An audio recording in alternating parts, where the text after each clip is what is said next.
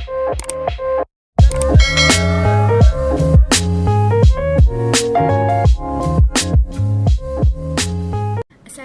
warahmatullahi wabarakatuh.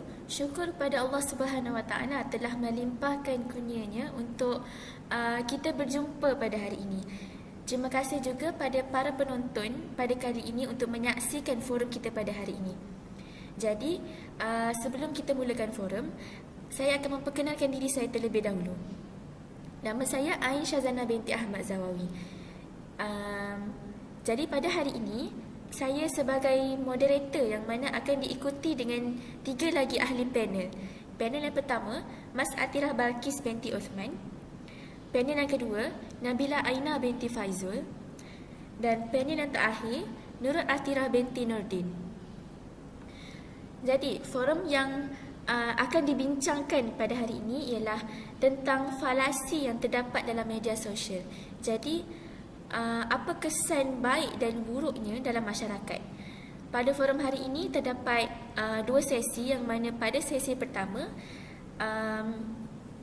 saya akan mengajukan soalan pada barisan panel kita. Adapun bagi sesi yang kedua ialah sesi rumusan daripada forum yang telah dibincangkan dan dibahas oleh saya sendiri. Tanpa kita melengahkan masa, mari kita teruskan kepada sesi soal jawab, yang mana saya akan mengajukan soalan pertama ini kepada ahli panel yang pertama, Mas Atirah Balkis. Okay. Soalan saya, apakah maksud falasi dalam media sosial itu sendiri? Dipersilakan.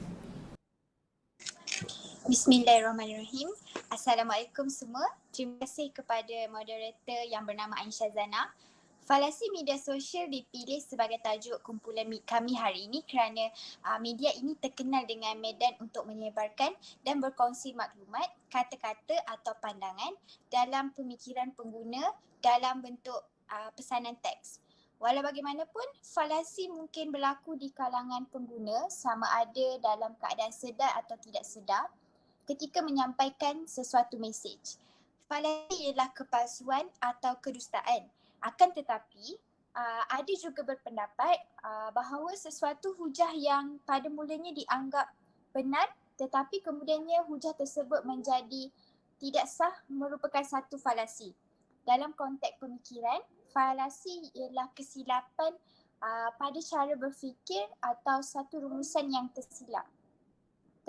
Terdapat banyak falasi atau kesilapan yang kita lakukan sama secara sedar atau tidak.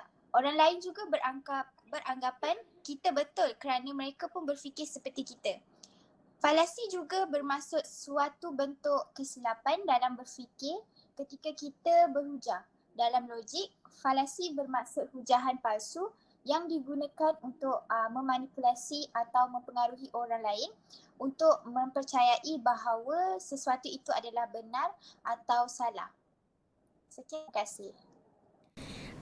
Terima kasih kepada panel yang pertama kita, Mas Atirah Balkis, atas perkongsian tentang maksud falasi itu sendiri.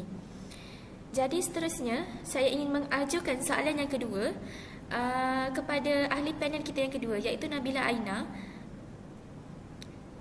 Jadi soalan saya, apakah kebaikan media sosial yang kita dapat perolehi?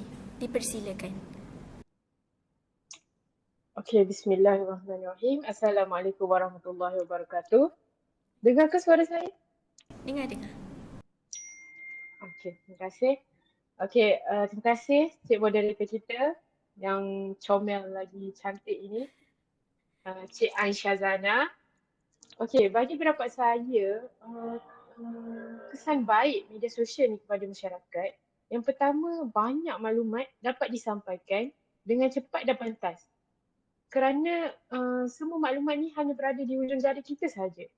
Tetapi kita mestilah bijak untuk memastikan maklumat tersebut benar atau falasi sebelum kita sampaikan maklumat tersebut pada orang lain. Dan kesan baik falasi ni kepada kita masyarakat, dia menggalakkan masyarakat untuk lebih banyak membaca. Seperti yang kita tahu, rakyat Malaysia ni malas membaca. Dan selalunya artikel-artikel di media sosial masyarakat selalunya akan baca tajuk sahaja. Dengan adanya falasi dalam media sosial ni, kita akan lebih ingin tahu tentang sesuatu isu tersebut dan membaca keseluruhan artikel tersebut sebelum kita membuat sesuatu andaian atau kenyataan. Dan seterusnya, media sosial ni dia akan menambah kita punya pengetahuan dan maklumat pasal isu semasa. Dan kita juga boleh bertukar-tukar pendapat, pandangan, dan kita juga boleh berkongsi ilmu baru. Dan kebanyakan berita juga pada masa kini banyak disampaikan di media sosial selain daripada kaca TV. Dan ia juga dapat mengeratkan silaturahim di alam maya. Contohnya kes tahun lepas kalau tidak silap saya, kes adik Bella yang didera.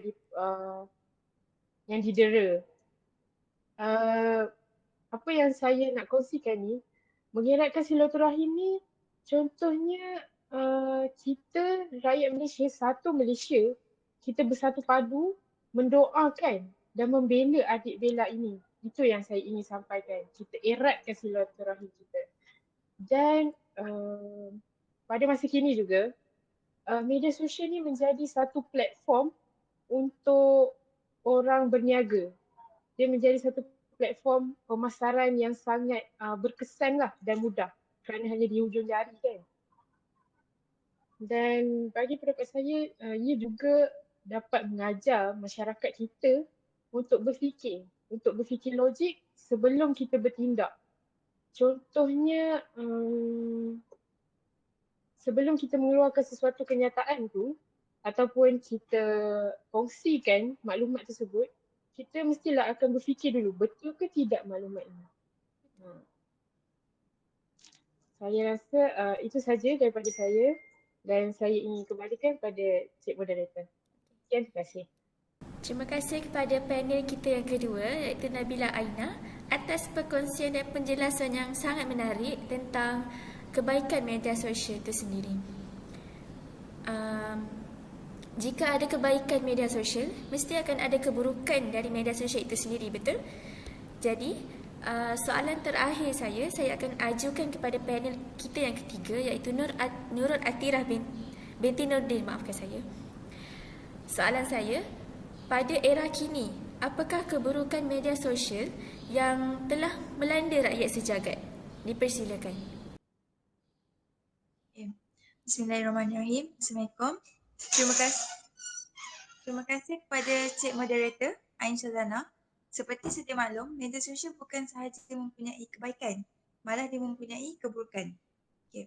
Pada era moden ini, penggunaan media sosial adalah penting untuk kehidupan seseorang manusia atau setiap orang.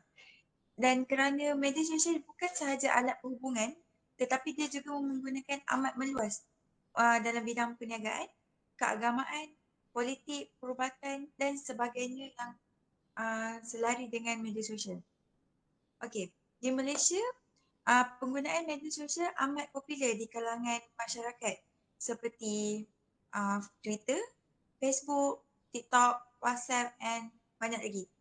Penggunaan dan yang mudah serta senang diakses adalah satu kelebihan bagi social media.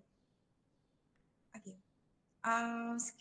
Dengan penggunaan yang mudah diakses, media sosial juga dapat memberikan kesan yang buruk terhadap gaya hidup masyarakat di Malaysia. Kesan buruk dapat mempengaruhi pelbagai lapisan masyarakat. Antara kesan yang saya perolehi, kesan buruk yang saya perolehi ialah pembaziran masa. Salah satu daripada kesan yang saya dapat iaitu paling ketara dalam media sosial kerana media sosial merupakan medium yang sangat mudah untuk masyarakat kita menghabiskan masa. Asalkan mempunyai rangkaian internet yang laju untuk melayari media sosial tersebut. Untuk poin kedua, keburukan dia adalah penipuan yang mendatangkan kesan negatif yang teruk seperti penipuan atau dipanggil scammer pada masa sekarang. Sejak kebelakangan ini, terdapat banyak kes penipuan dan pemalsuan di media sosial, terutamanya penipuan terhadap golongan yang kurang pengetahuan tentang media sosial. Dan juga di kalangan remaja yang tidak mengenali dunia media sosial. Okay, untuk poin yang ketiga adalah buli cyber. Pada zaman moden ini, kes pembulian cyber begitu kerap berlaku. Tambah pula, di Malaysia kes buli cyber menjadi-jadi kerana terbukti berdasarkan ranking kes buli cyber di Malaysia yang berada pada kedudukan 6 di dunia dan kedua di Asia. Sangat tinggi ranking. Buli cyber bermaksud satu perbuatan yang memalukan atau mengancam seseorang melalui media sosial pada zaman sekarang. Okay. Hal ini sering berlaku kerana kurangnya penghayatan nilai-nilai agama dan juga nilai kemanusiaan di dalam diri mereka. Allah pernah berfirman dalam surah Al-Isra yang bermaksud, dan demi sesungguhnya kami telah memuliakan anak Adam. Surah Al-Isra ayat 70.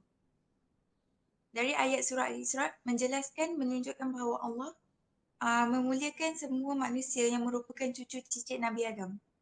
Tidak kiralah sama ada seseorang itu beragama Islam atau tidak beragama Islam. Kemuliaan itu dari segi fizikal selagi kita digelar sebagai manusia. Oleh itu, kita janganlah mengutuk atau mengecam sifat fizikal seseorang sama ada kita mengenali atau tidak mengenalinya. Sekian, terima kasih. Terima kasih kepada panel kita yang ketiga, Nurul Atirah, atas perkongsian tentang keburukan media sosial. Dalam kebaikan yang kita perolehi yang tentang Nabila Aina sebutkan tadi, mesti akan ada keburukan yang terselit. Jadi, maka kita lanjutkan sesi yang kedua kita, iaitu rumusan yang akan disampaikan oleh saya sendiri. Jadi rumusan yang dapat saya simpulkan daripada forum kita pada hari ini, dalam media sosial kita,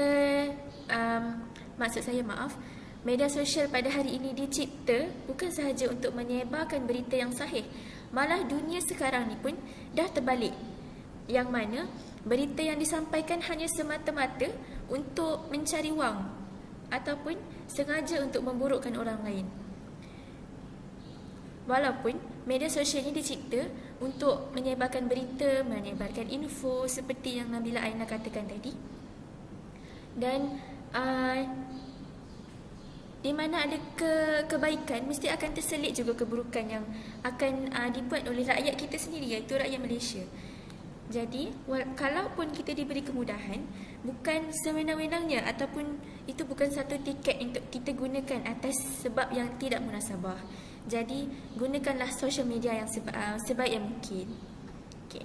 Itu sahaja yang ingin saya bahaskan pada rumusan forum kita pada kali ini, dan saya ingin mengucapkan terima kasih kepada ahli panel kita. Maka kita akhiri forum kita pada hari ini dengan sebuah video ringkas. Terima kasih. Assalamualaikum warahmatullahi wabarakatuh. Waalaikumsalam. Waalaikumsalam.